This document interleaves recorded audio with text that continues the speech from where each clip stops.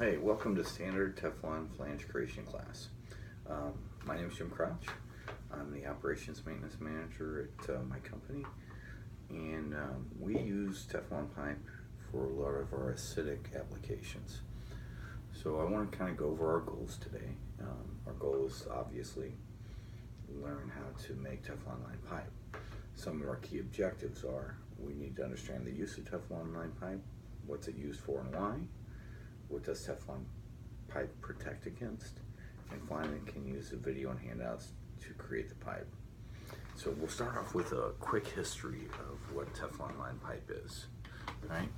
So in 1930, DuPont General Motors created a joint membership to come up with a chemical that you may know in your everyday household as Freon.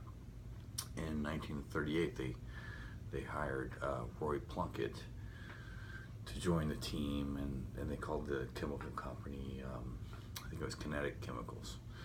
So what they did was Roy Plunkett started testing stuff using TFE, which is tetrafluoroethylene, which is the beginning stages of PTFE, which is Teflon line pipe. Anyways, so he had put this in a tank, and he didn't want it to explode or anything, this tetrafluoride, so he put it in there with dry ice. Well, the reaction the next day he came in, it was gone. He thought he escaped.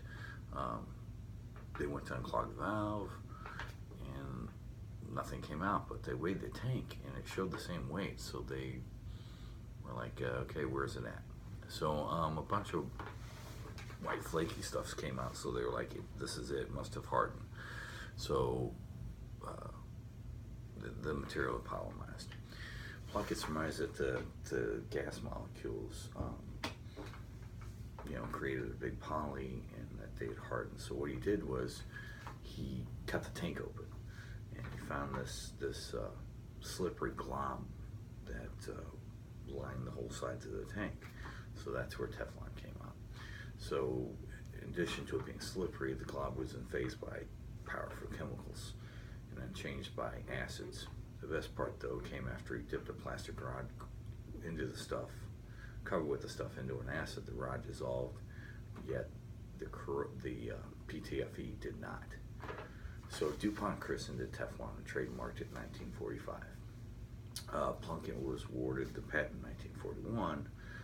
Plunkett would later tell students that his mind had been prepared for the challenge by years of education, and that he succeeded because he was trained to recognize novelty. So basically a fluke, but that's how we came about with Teflon line pipe.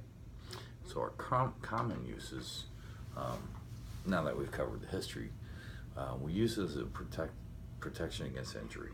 In the chemical industry, we have to use a lot of chemicals that will eat metal away, like strawberry Pop-Tarts. So I created a list of a few uses that we use Teflon here at our chemical plant and across the world. They use Teflon pipe for sulfuric acid, hydrochloric acid, nitric acid, citric acid, acetic acid. These are all acids that basically you put your hand in, it would dissolve your hand. You put metal in, it would dissolve the metal.